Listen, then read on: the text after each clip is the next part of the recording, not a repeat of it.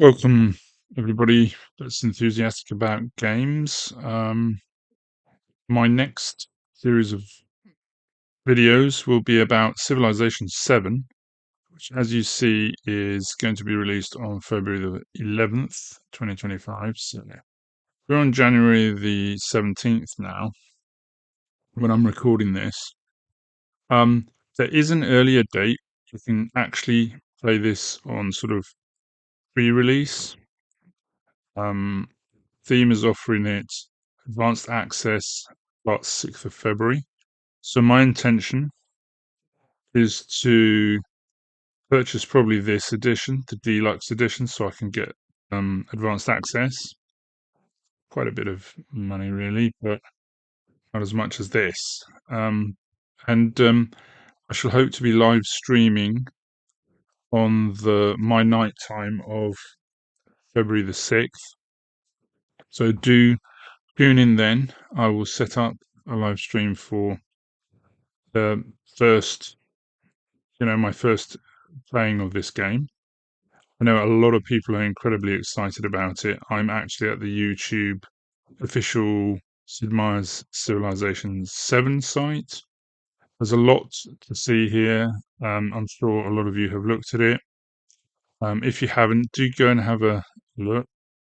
In today's video, I'm going to be looking at these gameplay tutorials. Now, I've been through them all, and they're actually, I think they allude to things that are happening in the gameplay. I wouldn't call them tutorials myself. But, it will be so much fun.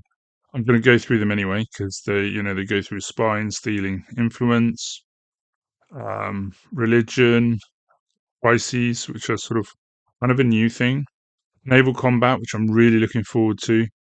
A little bit about the leader attributes, which are changing quite a bit.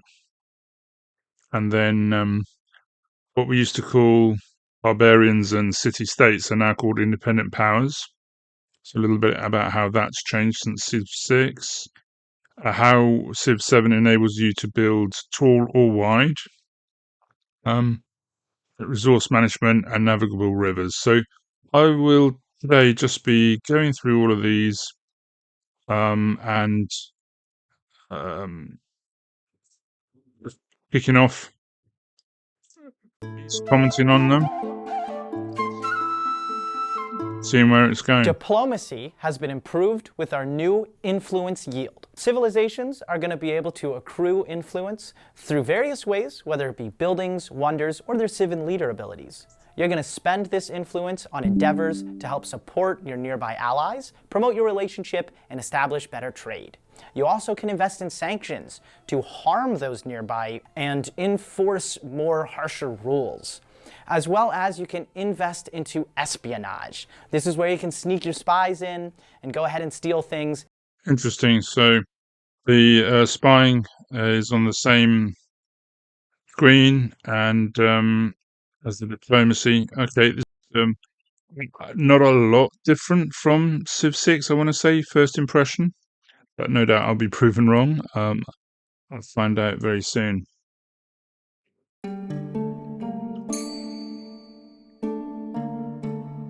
Let's have a look at Machiavelli as a leader. Writer, diplomat, and philosopher, Machiavelli argued the most effective ruler did whatever it took to gain, retain, and wield power. How utterly Machiavellian! A charismatic leader and cold pragmatist, Machiavelli is friend to all, so long as they're at war with anyone but him. Machiavelli is a master manipulator, able to capitalize on any diplomatic outcome, so long as you play him like a true schemer. So, go for it. Spring your traps whenever you like and stab your friends in the back. Well, ex-friends. In the Antiquity Age, consider a diplomatic start with the Greek Civ. And in the Exploration Age, you can build walls between you and your enemies as the Norman Civ.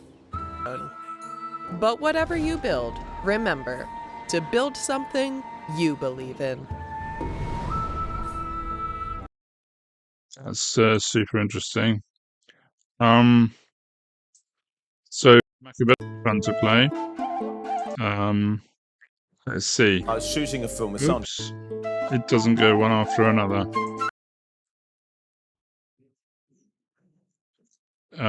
Okay, so that chose to play that one, diplomacy, and then Machiavelli came after that. Let's have a look at the religion side.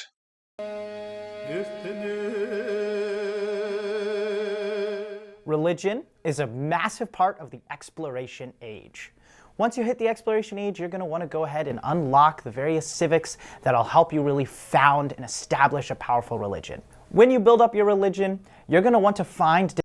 That's strange because in previous civilizations, religion's been sort of like right at the beginning of the game. I wonder why they did that. It'd be interesting to find out. And of course, historically, it's not accurate at all. But you know, this is just a game. Yeah, I'd love to see how the mechanics of this work. different ways to get relics. The main way you're going to be getting relics is by what reliquary belief you select. There's going to be enhancer beliefs, reliquary beliefs, and founder beliefs that are going to... Okay, that's pretty much the same as Civ VI, where you had the 3 different types of beliefs, and then you could enhance your religion and add more beliefs, and that's cool.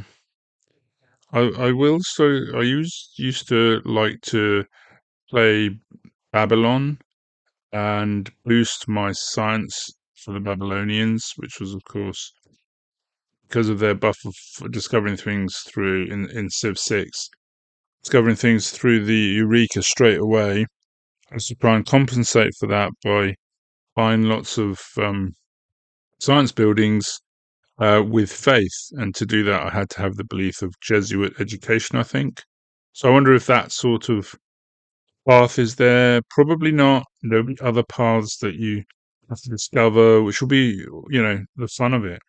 going to get you different bonuses as you expand and interact with your religion. By pushing your religion into far out continents and grabbing resources or converting your nearby friends is going to give you bonuses that'll help you with all the victories.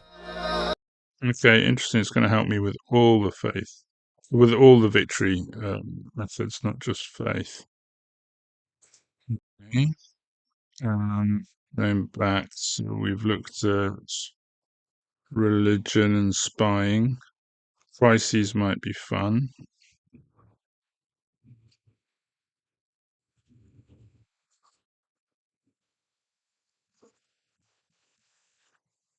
So let's open this up. Crises is a challenge that is going to be applying to the entirety of the game that all empires and civilizations are going to have to face. They'll be unique to which age you play and be randomized throughout every single age, so you might get a different story each time. As you progress through the end of the age, the crisis will unlock new policies that can... This is interesting. I've watched a bit about this and read a bit about this. It seems that you could choose policies that are very short term and might harm you longer term to combat a crisis, just to get you through. So that would be interesting seeing how to balance that. And I believe the crises build steadily, and then towards the end of an age, they become critical and really bad. And of course, there are 3 ages in Civ VII. I want to call it the Ancient Age, Exploration Age, or the Age of Exploration, and the Modern Age. And I believe the Modern Age does not come up to the modern day. So I'm a bit worried that there is no build a rocket to explore, you know, for an exoplanet. I used to love doing that in science, but I'm sure they'll add that on in a later edition. both positively and negatively affect your gameplay. This will add a stacking and increasing level of challenge as you approach the next age. There are various ways that these crises can impact you. Some will be impacting religion or through combat, economy, resources. Okay. Let me know what you think about crises and the ages. I'm really hoping that they soon release a modern age that takes us building a spaceship. I will just go through naval combat now. We've kind of looked into leadership a little bit. Go through this. The volume on these videos is We are all bringing over the various place. changes to naval combat. In the Antiquity Age, you're going to be a little bit more confined as your ships aren't quite as advanced and you can't explore the oceans yet. This means you're going to want to be sailing up navigable rivers where you can pillage, raid, as well as capture settlements built off of these rivers. In the Yeah, I'm thinking that could be really good fun.